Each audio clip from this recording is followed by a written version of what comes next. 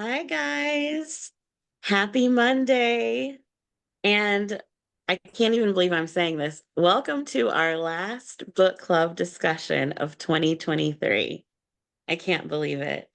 Um, we will be discussing Christmas presents with Lisa Unger. And we know you guys are so excited because we've been getting your questions and people have been chatting about it. But before we go there, I do want to make a quick announcement that we hit 23,000 members, I think, on Sunday. Yay! So we want to thank you guys for sticking with us, and we want to welcome any new members that are joining us for the first time. So my name is Lisa Harrison, and I'm here with my co-host, Brenda Gardner. And Brenda, let's get to the good stuff. Let's not make everybody Yes. wait. They don't Let's want to not see us. delay We because know we what got you're a here lot to talk for. about with this one. But Oh, let me go ahead yes. and introduce Lisa Unger. She's the New York Times and internationally best-selling author of 20 novels, including her latest that we're talking about tonight, Christmas Presents, which is so many layers of meaning that I want to get to later. But anyway, with books published in 33 languages and millions of copies sold worldwide, she's regarded as a master of suspense.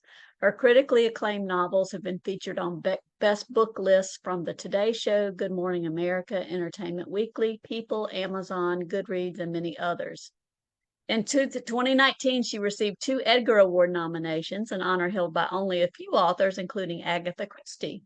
Lisa is the current co-president of the International Thriller Writers Organization and lives on the west coast of Florida with her family. Welcome! Hi guys! I have Yay! to pull it off my shelf. I'm so glad you guys We are have copies because I actually literally gave away my last copy yesterday and I'm waiting for more copies to come. So I'm happy that you have some. yes, I we do. All right. Thoroughly love enjoyed. this Awesome. book. Loved it, loved it, loved it, loved it. Thank you. Thank you. Me too. And I just love the well, just we'll get to a lot of it later, but I Yeah. definitely want to ask about the title. But I Yeah. have to say, Lisa, I felt like this was kind of your version of the Hallmark movie Gone Rogue.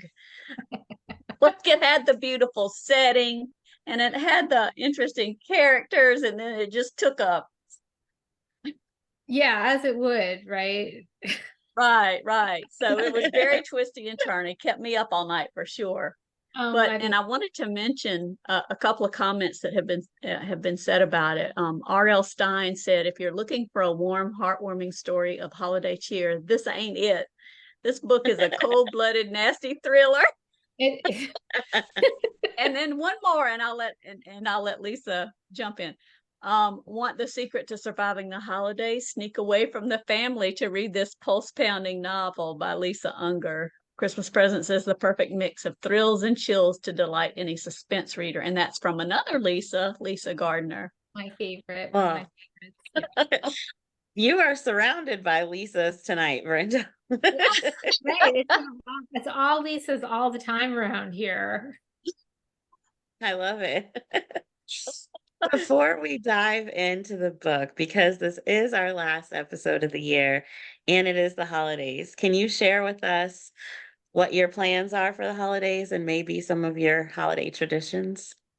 Yeah, actually, we're just going to be home. Just me, my husband, and my daughter this year. We traveled up north to see my family for Thanksgiving week. So usually they would come down or we would go back, maybe even go back up north for the holidays, but it was just going to be the three of us this year. And Christmas is always really special for us because it's also my daughter's birthday and she'll be turning Nice. 18 this Christmas. So we always do like Christmas morning, and then we have like a big kind of Christmas lunch, and then we save the latter part of the day for birthday celebration. So we might have friends, Oh, we have people drop by and share cake with us and stuff. So that's been our tradition since she was born. So it's Christmas in the morning and Aw, birthday in the evening. So that's kind of how we celebrate the day.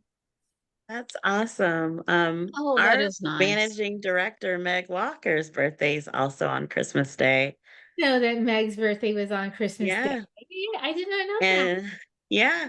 And then my birthday is December 30th, so I totally get the Christmas birthday combo. Yeah, she pretty much owns December. When she was little, like used to have her birthday party the first weekend of December, just kind of to separate it out. And that way she had her own day.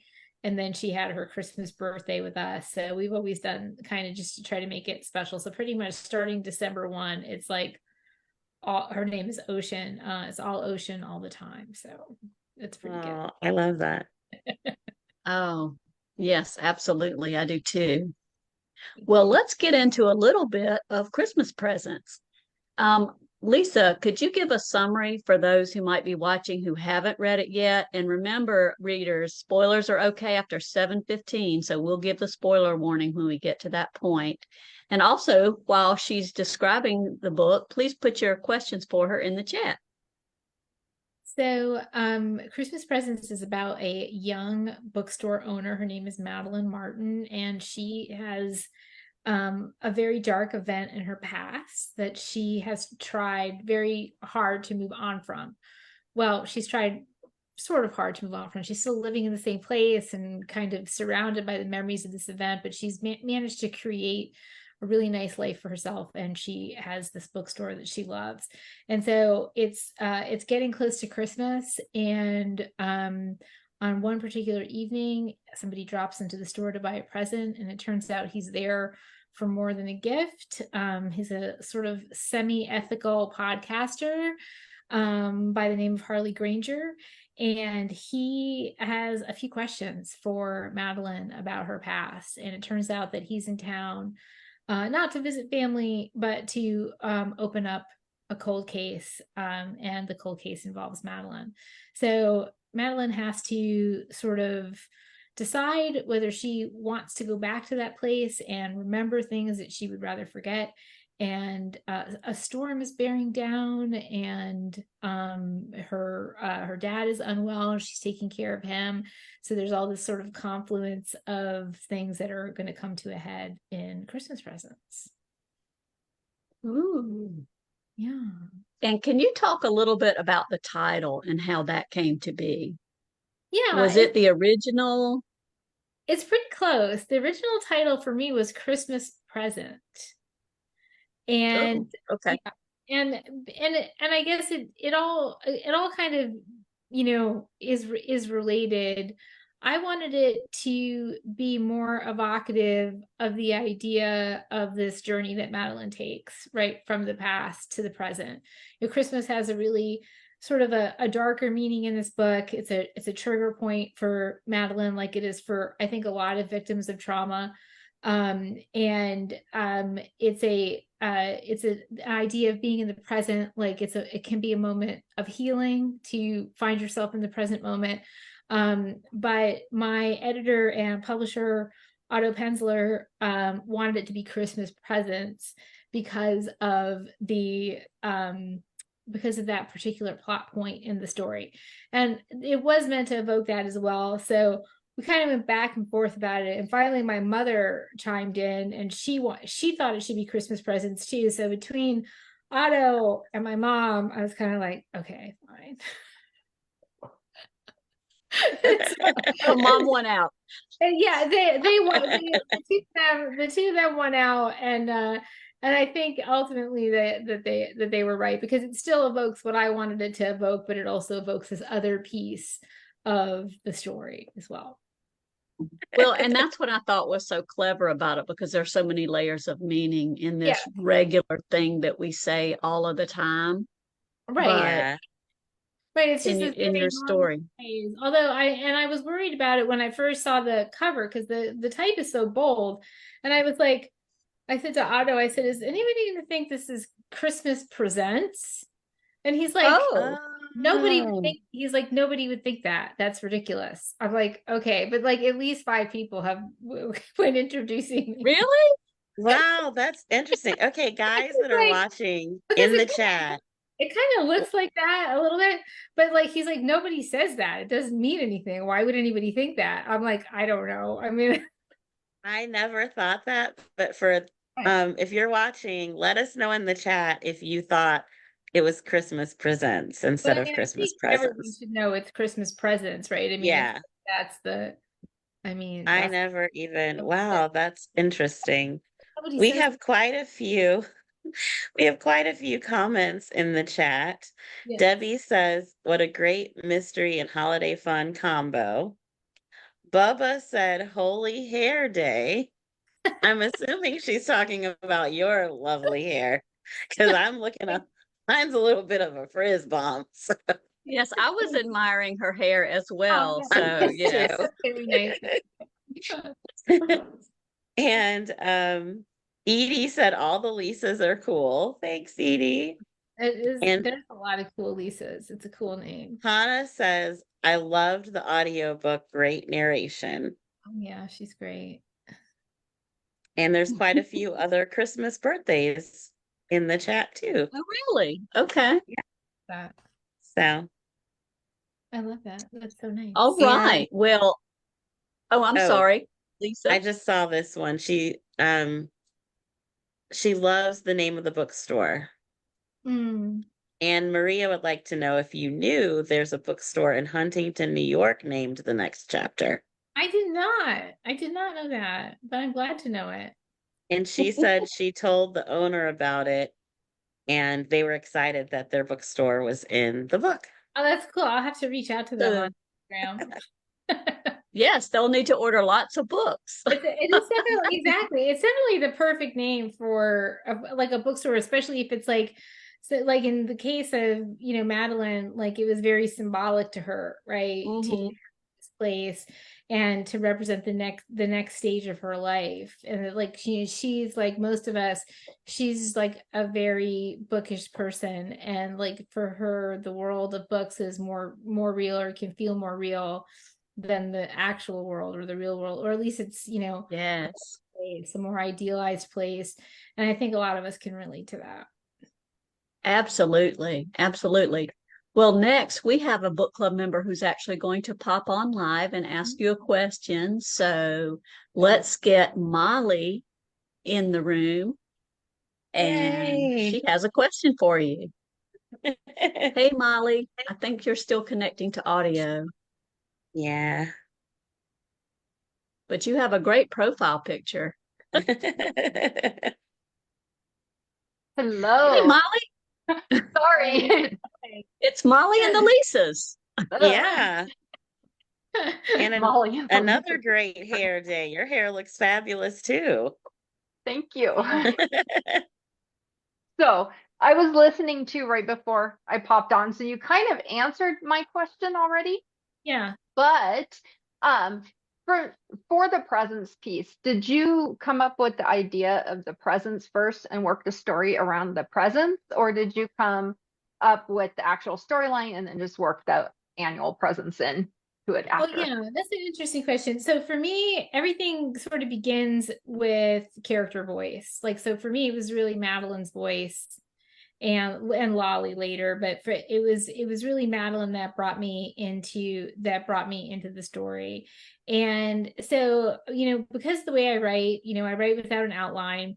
I don't know what's going to happen day to day. I certainly don't know who's going to show up, what they're going to do, and I definitely don't know how the book is going to end. And every day, the story kind of reveals itself to me on the page, and the characters reveal themselves to me on the page. And this is the way I've always written. I've never written a book any other way, even though I'm sure it would be easier to write it to write it a different way. But that was something that just sprung up organically in the story. Like she receives that first present and within the narrative, and I knew at that time that there were other presents, but they kind of evolved as the story evolved. So I didn't know anything about Madeline when I first started writing about her, except that she had something in her past that she was trying to forget, and that I knew that her relationship with Badger was more layered than it initially seemed, and I knew that there was going to be, you know, a podcaster, somebody who wanted her to return to a past that she didn't want to return to. But that was pretty much all I knew about the story when I started writing. And I enjoyed the discovery of the presents because I thought they were sweet. I liked Yeah. it. And Thank and you. might I point out, while we're discussing, we have reached 7:15. So those Okay. who have not read the book, it's time that spoilers are allowed. So please mute it or join us for the recording later, as we may talk about things you don't want to hear yet. So with that being said, let's continue. Ah, That was a great question, though. Thank you. No thank you problem. so Thank much, you guys. Molly. Anytime. Thank That you. was a Love your great book. question. Thank you Take so care, much. Molly. Bye, Thanks guys. for joining us. Bye-bye. Bye. That's cute if somebody like pops on to ask your question. You never know what might happen on the Any, on the book club night. anything can Um, happen. I know, right? Yeah. I'm curious. You really touched on this already, but I wanted to dig a little bit deeper since we are now in spoiler time about Madeline, because she was such a fascinating character to me because she was sort of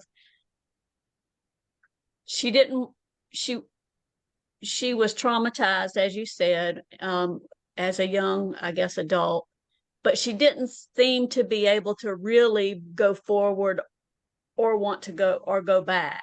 And I just wondered how you navigated all of that as you were writing.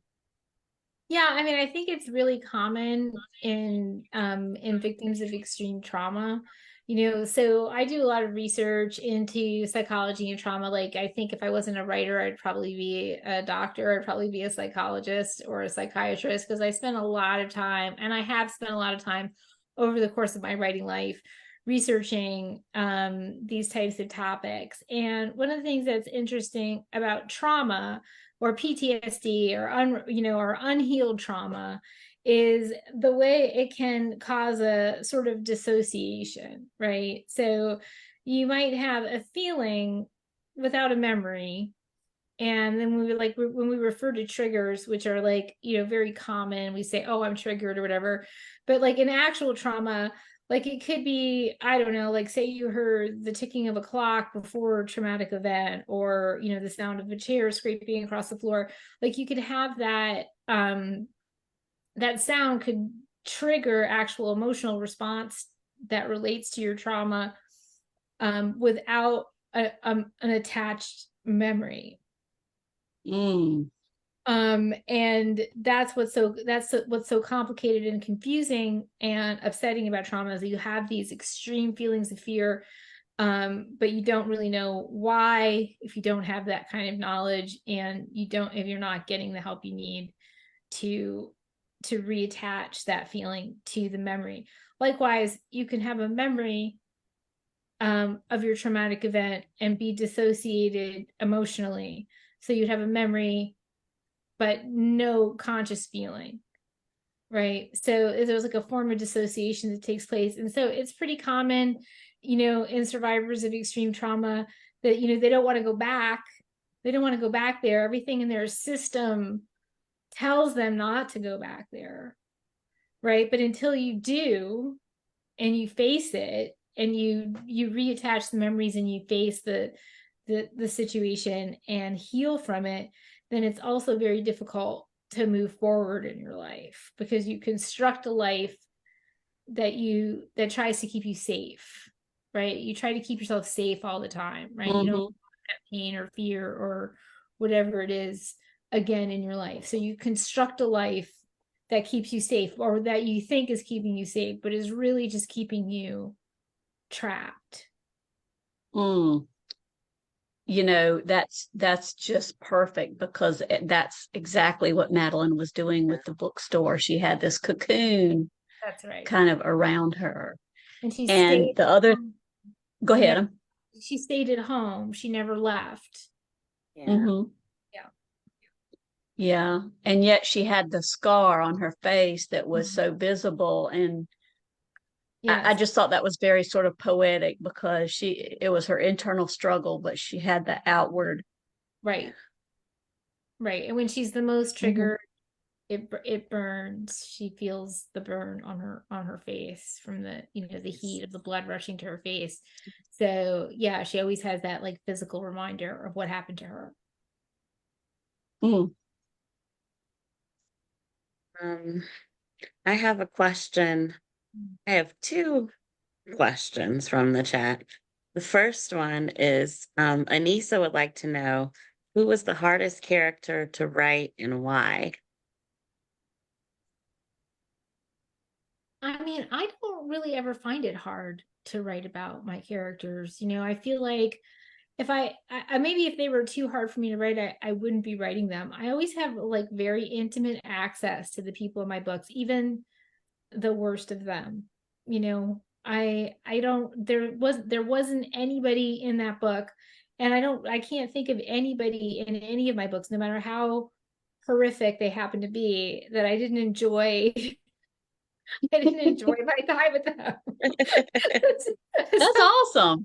sometimes the worst people are the most interesting, and you're just like, wow, you are really uh twisted. But in this particular book, I very much enjoyed my time with everyone. I would have liked to have a little more time with Badger.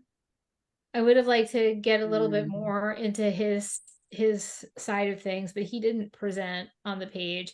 And I loved Lolly. I felt that Lolly was a really I didn't know what was going to happen to her. Um and but I was very, I was very impressed by her grit, yeah. and some of the hard choices that she made in the books. I really enjoyed being with her. And the one person who I know, I've heard this from a couple people on different chats. A lot of people wanted to have that, wanted Madeline to have that final encounter with Evan. Ah. And I purposely did not give him a voice, Mm. because to be frank, I'm sick of that guy. I'm sick of hearing from him. And him influencing Yeah, people and actions. that's right. I Hmm. don't He doesn't deserve a voice.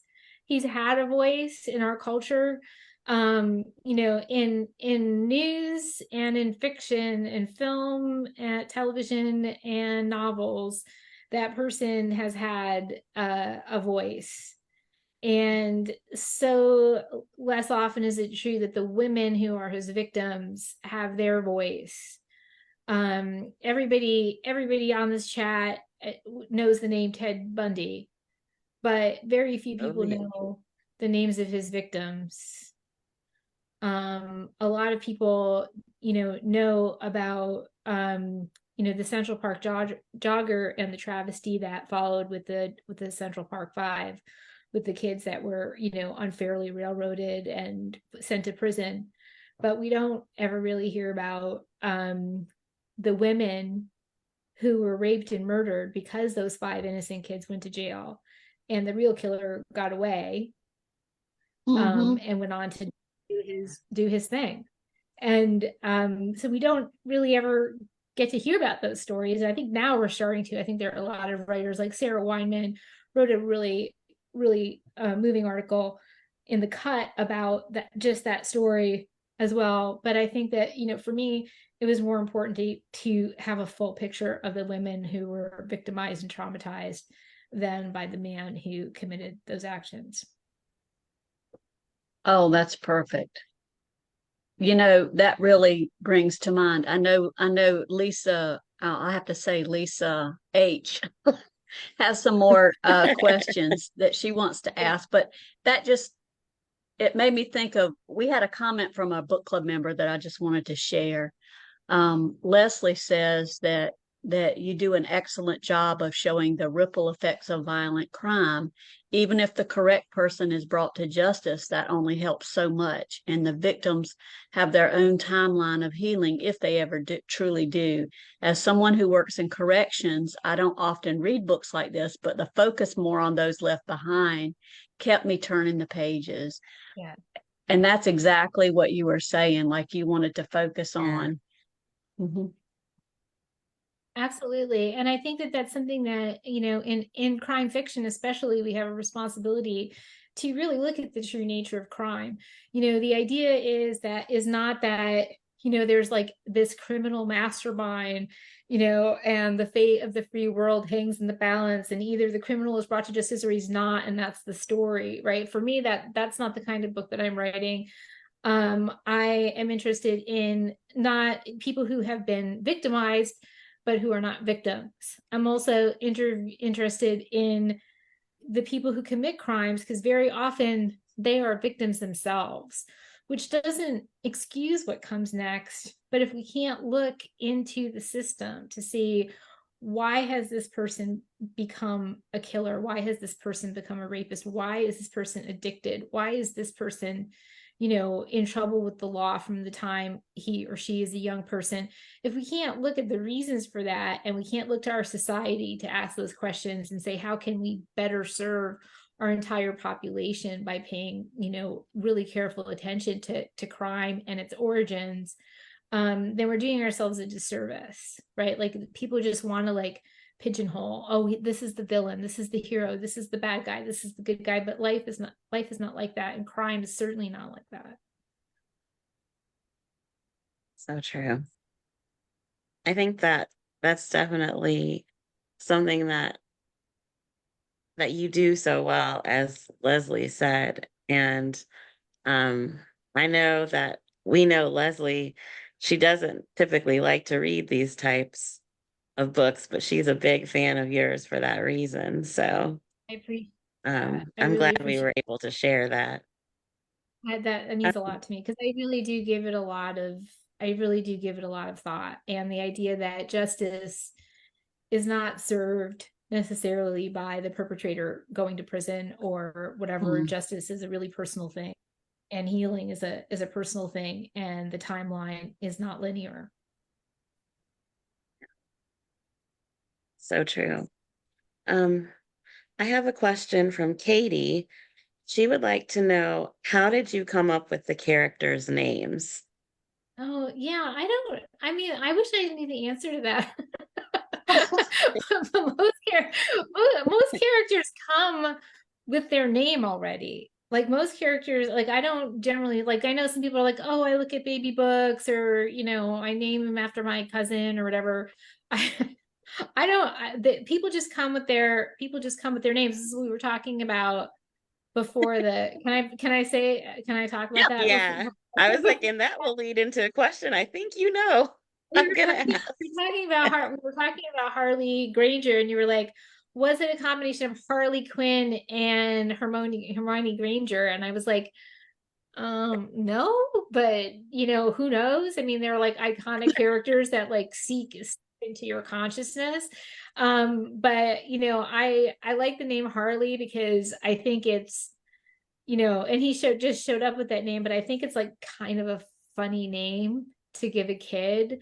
Like, it has such a like a nuance, has such an essence. So like, who gave him that name and why?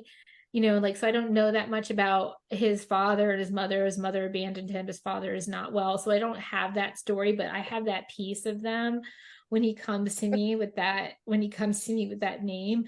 And so like, I don't really know where the names come from, but the actually funny thing is that somebody named Evan Handy reached out to me on Facebook. Oh, wow. And he was like, my friend told me that your serial killer is named after me, and I just wondered, where do you come up with the names? I was like, I'm so sorry, I don't know.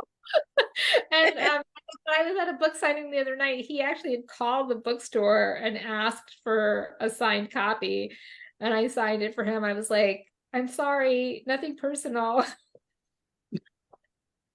I mean, these names To come the from, non That's hilarious. it I is know, to the right? non-serial killer Evan Handy. Exactly. I'm sure perfectly normal, Evan Handy. I'm sure you're perfectly normal. There is nothing wrong with you. That's I Hey, hope. I think that's an honor to be have your name in a Lisa Unger book. Like, Right. I I'd be mean, like, people yeah. think that they do. That gets donated to charity. I don't do that anymore because I've had some bad experiences. Oh, Anyway, that's for another that's for another chat. that sounds like a happy hour And that is chat absolutely a happy story. hour. That it involves a cat. I'm just gonna put that out there. Yeah, so I don't really do that anymore because it does actually weirdly mess with my process, because I it's Oh, so subconscious. Yeah, it does. And so I was just like I felt bad for poor Evan, but I think he's happy. But there have been other people too that like people that I know that their name winds up in the book on a character and they think it's from them. Maybe it is, but not in the way that they think. It's just kind of the way my weird brain works. I think it's Wow. fascinating that those Yeah. characters and their names come to you pretty much fully formed. I mean, Yeah. I'm that's trying to think if that's there's just in anybody who needed some people have needed a new name. In one book, a character needed a new name for legal reasons. And I had to Uh, change her name in the book, which was really difficult for me. And to this day, I can only think of her by her actual name, the character's actual name.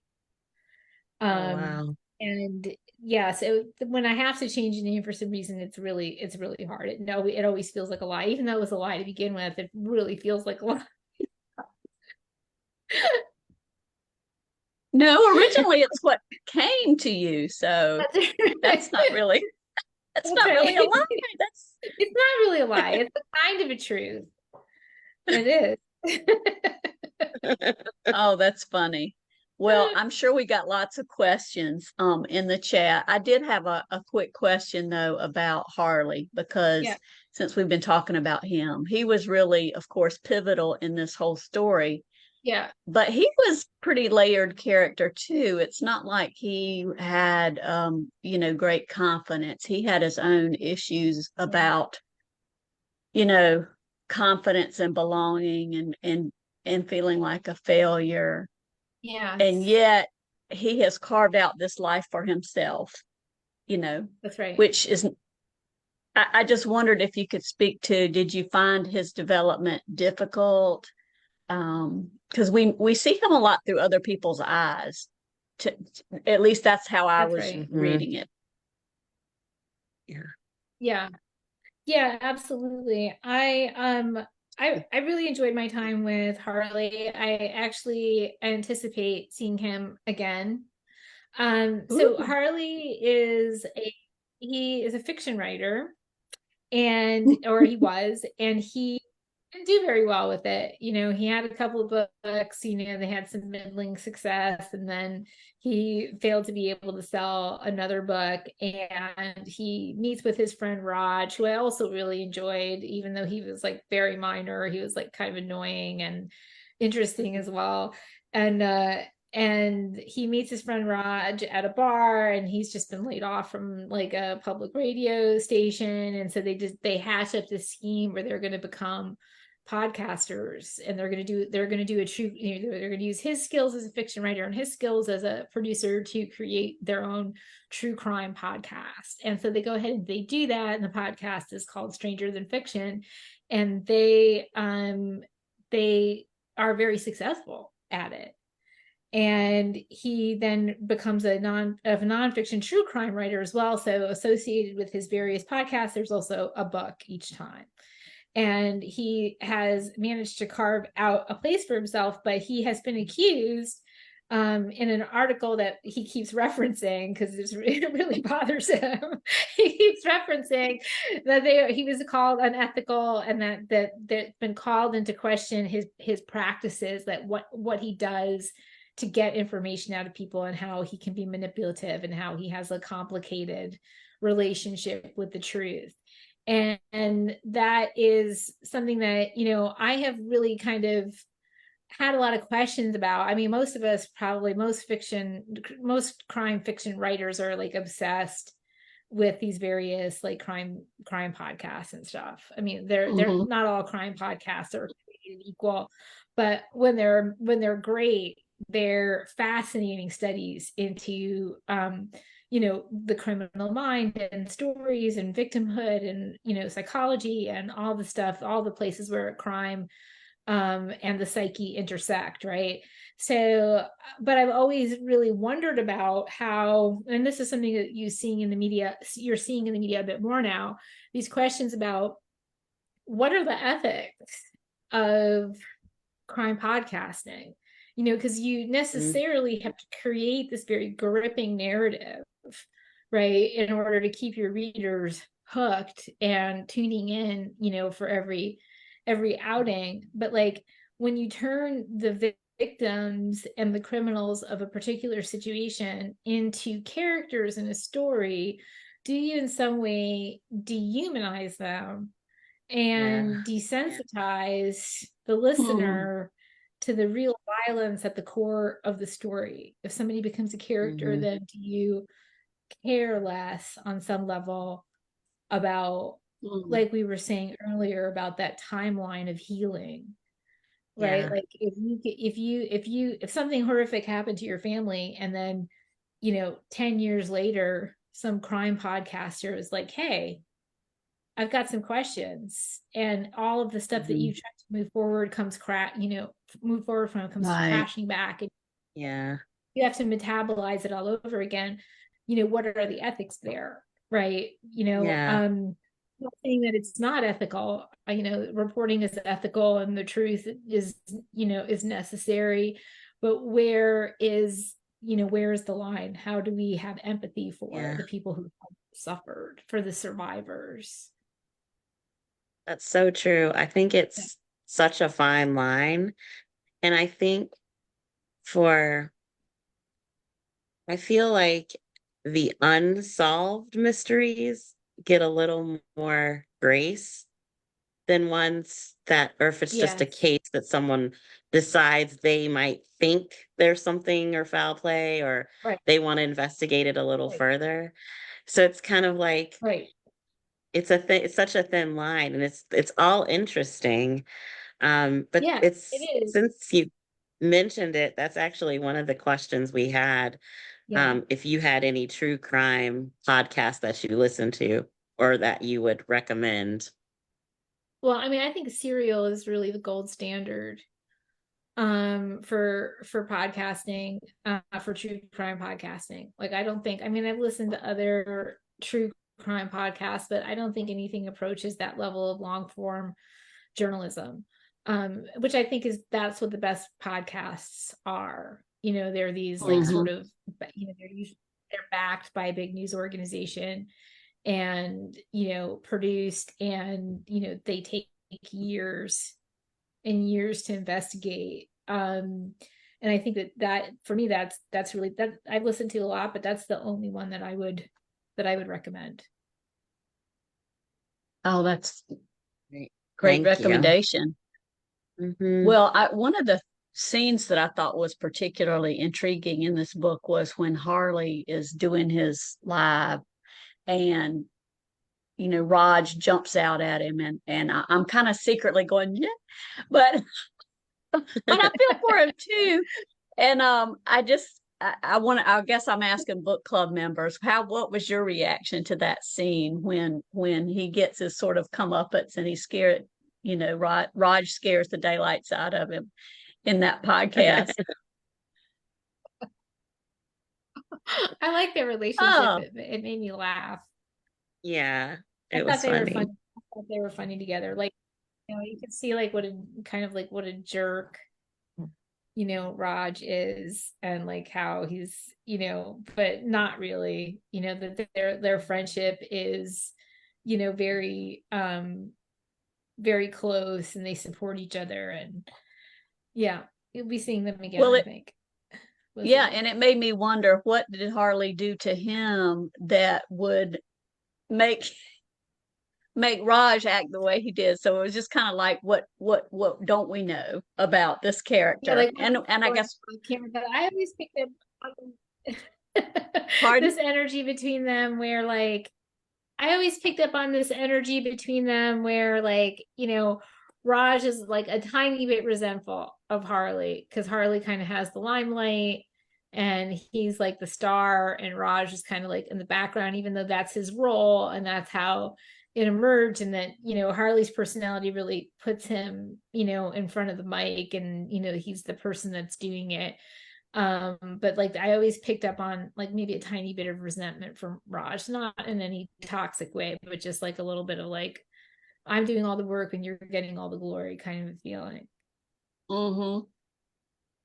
Well, and I wondered if that in any way paralleled, and this is, of course, definitely spoiler business here, but paralleled in any way Badger's relationship with his brother, because no one saw that he was capable of such things as were in, well, I don't have to mince words.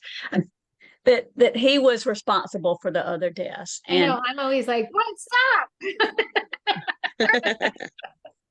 I'm trying to be careful, even though we said spoilers, but It's spoiler time. yeah. So I'm curious too. I'm going to throw another one out to book club members. When did you figure that out? When did you figure out that Badger's brother was the other killer? And there's a little bit of a delay, so There's we'll a bit probably of have to come delay in back the to it. chat, so we'll Yeah, come we'll back. come back to it.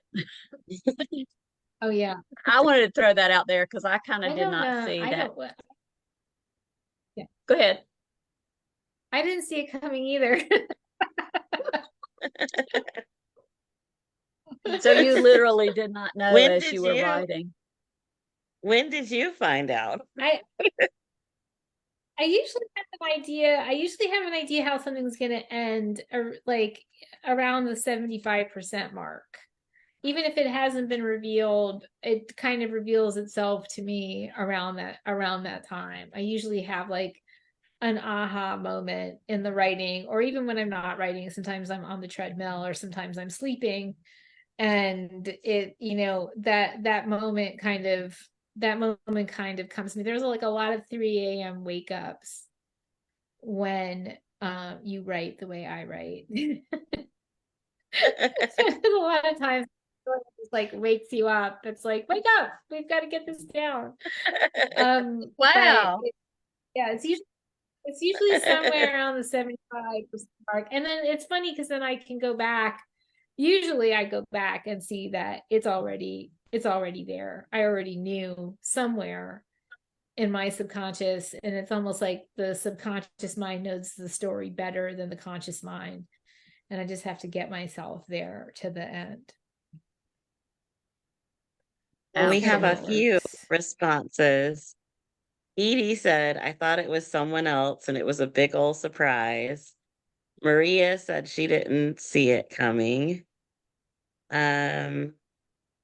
Molly said she didn't see it coming. It was a total surprise. And Nicole says it's always the lonely stoner. Is it? And Debbie says, Usually I think like the stoner. It's the lonely stoner. Okay. Good to Debbie know. said, I had a suspicion. Enrica had a suspicion. Same with Barbara. But Anne said she figured it out. And then Mitzi said, I was afraid that it was going to be Badger because he had always loved Madeline. Cute. So I was glad that it was his brother instead. Yeah, I was afraid it was him too for a while. I was, Yeah. and I just didn't think anything. I was like, oh no, I don't want to read that book, but I would have. But I thought, because Chet just said to me as like, the little kid brother that was always around that nobody wanted to take care of, and I don't know where he got um his psychosis from. I don't know where that came from. I don't know if he was just weak and he fell under, Evan's spell, or I don't know where he went. I'm not totally sure where he went bad, but I was worried that it was Badger because he was so hard and so like sort of unyielding and so judgmental. Yeah. And, he was like, hard on Maddie, but only because, he loved her. But what does that mean to someone like that? What does love mean? So, yeah, I was worried that it was him too. Speaking of Badger, we have an advanced question from Edie when she wanted to ask, how did you decide on the nickname Badger for Steve? No idea. That's just who he I have was. no idea where that name came from. That's just who he is. And he mentioned that this bad. I was like the whole time. I was like, what a horrible nickname. He must hate that. Right? Like it's such a bad nickname. It's like it's a badger is not a very nice looking creature. To badger is not a very nice, way to behave. And so I was like, he must really hate that name. And I was like, I wonder, if I should give him a better nickname. But in the end, it just was his name. So there wasn't anything I could do about it. And like, I think even Maddie in the book at some point says, like, I don't even remember why people started calling him that. But everybody does. Everybody in the town calls him that. So I don't know. I still feel bad about it. Sorry to laugh, but Sorry it's just so interesting that it just takes you away, and that they come fully formed that way. It does. Yeah, they do. And I I can, love I that. can see them also. I can see them also clearly, like as if they're real. I mean, to me, they are. Yeah. Yeah. Well, Was I it? was one. Oh, go ahead, Oh, Lisa. Lisa I was H. just, was it? Did you enjoy writing a holiday thriller? And do you think you'll write another one? I really did love writing it. I wrote it for Otto Penzler, who runs Mysterious Bookshop and Mysterious Press. I wrote a short story for him a few years ago called The Dark Doorway. And after I did that for him, he said, "Have you ever thought about writing a Christmas novella?" And I said, and it is a novella, actually. It's not a novel. It was originally 180 pages, which technically makes it a novella, but it just happens to have a small trim size, so that's why it's got a longer page count. And he was Gotcha. like, "Have you ever thought about writing a Christmas novella?" I said, "I have thought of writing a Christmas novella." And I had this idea that I had been kicking around in my head. And then just when he said that, I was like, that's perfect.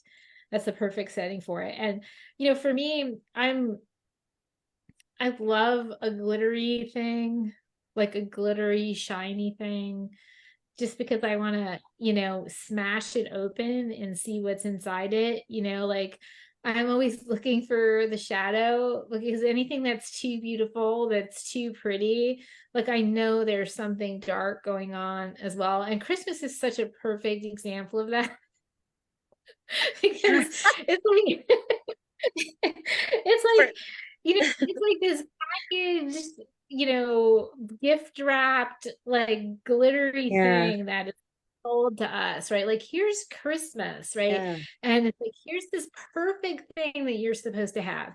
And nobody has it. Nobody has this perfect exactly. Christmas moment. And like everybody's And family is there's like screwed up in some way. Like you Dysfunctional. you're envisioning there's like this cultural there's like this cultural fantasy of what Christmas is, right? We all buy into it, and then we're all Yeah, disappointed, at least a little bit in some way. that And is, every year it's kind of yeah. like, okay. And I think that that's really interesting. And I know that the holidays are a very difficult time for people who are moving past trauma, for people who have mental Hmm. illness, for people who are Yeah, living in abuse situations, or in, in more than just the banal dysfunction that most of us are accustomed to.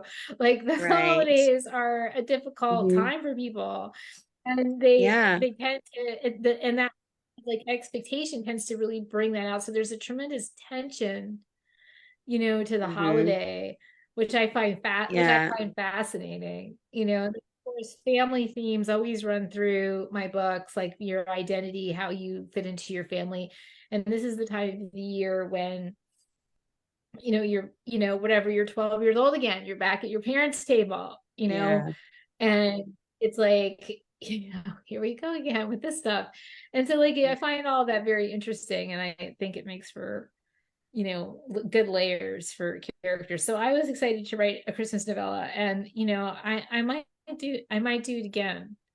We'll see. Please do, because like as you mentioned, the holidays aren't always happy for everyone. We want everyone to have happy holidays and have great memories, but it is a tough time. But at the same time, we like Right. to read holiday novels and we love the Hallmark trope, but you can only Yes, do so sweet. much sugary sweet. And we want some, I mean, That's right. mysteries and thrillers happen during You're this a time of thriller year. girl. So we want some Oh, options. And I oh think yeah. so many people just love to have this as an option, especially from you. So Yeah. I think we need more. Yes, thank you. I think it's really amazing, like how many people enjoy that dark edge in their holiday, Yeah, in the we holiday need a book, dark which I think is escape really fun. too. Yeah. Yeah, I remember So, like when I turned it into Otto, he was like, um, it's like I don't know if I don't know if I thought this was going to be cozy. I was like, oh no, it's not. it's not cozy. He's like, well, I guess it's really viewing. Have you read it? No. Just no. Not even in the same neighborhood as So Cozy. I have an idea. I have an idea, so we'll see what happens. So stay tuned. Ooh, you heard it here first, folks. Yeah. You did That first. we yes, you That's my heard the excited dance. I do want to mention a comment. That's right. I'm using here on Friends and Fiction. We I like we had that. a comment. Maria said that Molly and the Lisas sounds like a band because Brenda called us Molly and the Lisas earlier. Oh, I like it. It kind of reminds me of, I don't know if anybody saw, this is a couple of years ago. I think it was actually during the pandemic. We did a panel for, I think it was the Malice Domestic online, and we called it League of Lisas. So it was Lisa Gardner. I moderated it. Lisa Gardner, Lisa Scottolini, Lisa Wingate, Lisa C. And Oh I think my that was all of gosh. us. I think that was all the Lisa. I And it was love that. literally that panel. I'm sure you can find it online. It was literally the funniest panel. Lisa Scottolini made us all matching t-shirts. Oh my love It it. gosh. was it was the funniest panel I've ever moderated. It was a blast. So if you can find it on the Malice Domestic site, I suggest you watch it. If you want That some good sounds Lisa amazing. We'll fun. be Googling that for sure. I Definitely, want to say definitely. hi to, we have two people watching. We talked about Meg earlier. Meg Walker is watching, and so is Yeah. Christy Woodson Harvey. So, hi, guys. Happy holidays. Happy So holidays, you Lisa, guys. Lisa Unger Where Yeah. can our book club members get signed copies of your books if they haven't purchased one of their own yet?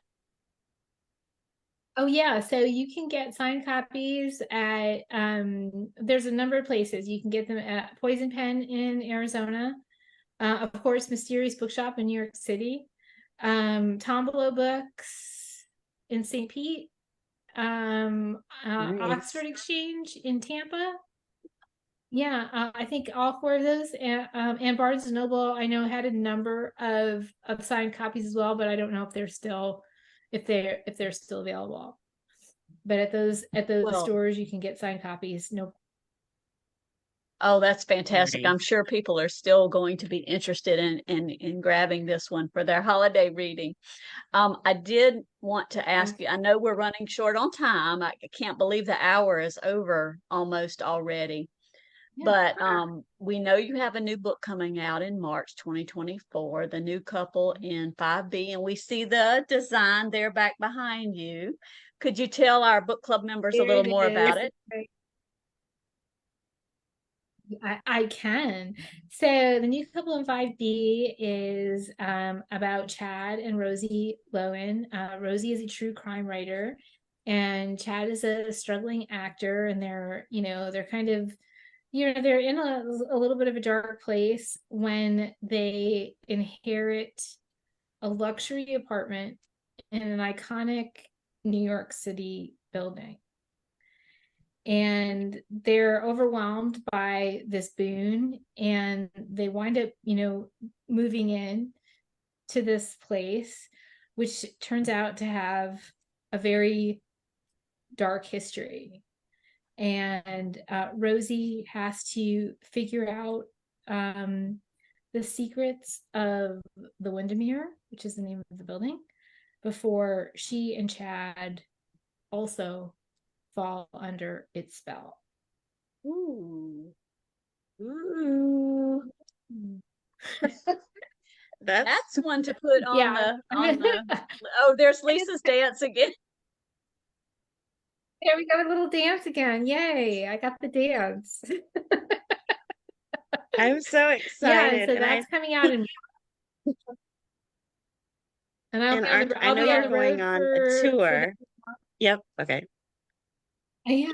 Yay. Yes. Yeah. So I off the top of my head think of where I'm gonna be. It's gonna that well I'll be at Tombolo and Oxford Exchange, of course, here in my local area. I will be at Unlikely Story in Boston. I'll be at the Cleveland Public Library. I'll be at Foxtails in Atlanta. Ooh, I'll be that's at where M. Lisa will be. Judson in North Carolina. Is that Greenville. where you're going to be? Greenville, I'll be in yay! That's right. Atlanta. Yeah. And Okay. and M. And Judson is in Greenville. Yeah. yes, M. Judson is in Greenville, and I think there's other dates. I have a couple of um book festivals and stuff that I'm going to. So I'll be announcing the tour in a couple weeks. In the new year, I'll put out the Nice. tour announcement. You'll be able to come Great. hang out with me on the road. Yay. I It'll know a lot of our members will come see you because they love be this wonderful. book and they're excited about the new one. I do have a comment I'd like to read. Mary Yes. Kay Andrews said she loves Christmas. She loved Christmas presents. It was so atmospheric and unexpected. Oh, Ooh. she's amazing. And we did a really fun chat with Yeah.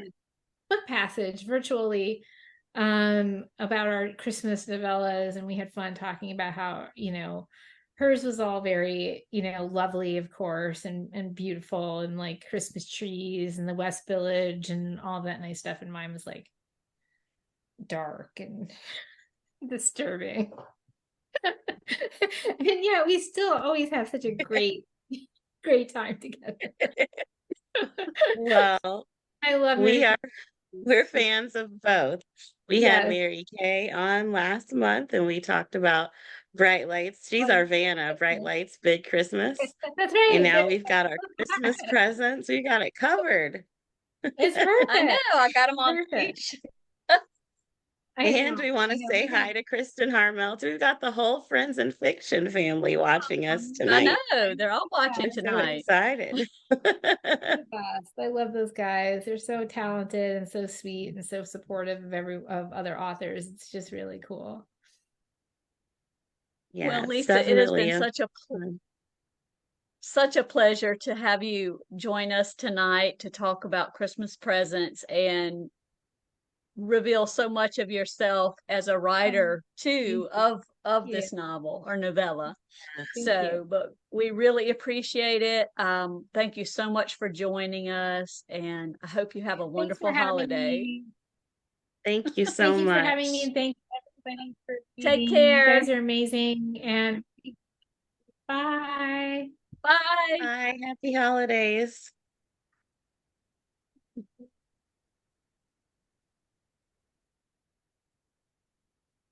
Oh, Oh, I loved her. I did I too, mean, and I I already love did, hearing. but I know, but hearing the writer talk about their work themselves is just it adds such a dimension to it. Um, yeah, and I love that she just the writer the characters just come to her fully formed on the page, and it's and every writer has a different process, of course, but it's all fascinating. yeah. Um, I only think, oh, I wish we could have asked her what she was reading. There are so many things that we could have asked her. I know, and It we was still so went a couple of minutes long. fascinating. It's Yeah. I could have gone for another hour. Well, do we want to? I have a special way I'm going to end. You don't even know how I'm going to end tonight. I didn't Oh even no, tell I am you. afraid. All It's right, our well, let's last book have it. club of the year. Well, Oh, before that, let's do our wrap up. So January 22nd, we'll have our book club discussion of Rebecca Not Becky by Christine Platt and Catherine Wigington Green, which this book is out now. It's going to be such a great conversation. I think it'll be a good way to start the year.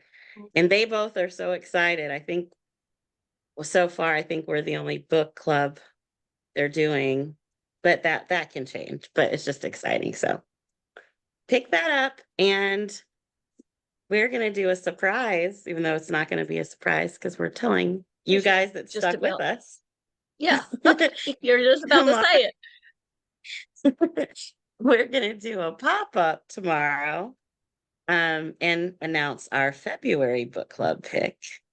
And Anissa will be with us, and she's going to talk about the 2024 reading challenge. So And that's at fun what time, time. Lisa? Uh, I'm just kidding. 6:30. I did that on purpose. Pardon? I did that on purpose. It's the end of the To see if year, I was guys. paying attention. I can't, yeah, yeah. You know, I can't believe this is our last book club discussion of the year. It's I crazy. know This I year can't has gone either. by so fast. I've had so many great memories. I Um, know. anything you want to say before we sign off? Well, not that I can think of. Other than it's been a blast this year. We've had some wonderful books, wonderful authors, and we are looking forward to continuing that into 2024. I'll just hold it at that for tonight. How about that? That's great. I will just add, we're thankful for you guys, all 23,000 of you now. And So great. I'm going to go ahead and get ready to sign off. I will sign off as they did in Christmas presents. We will wishing you and yours a very happy holiday season. Be good, be safe, and never forget that the truth is always stranger than fiction. PB&J out. Happy holidays. Happy holidays, not everybody.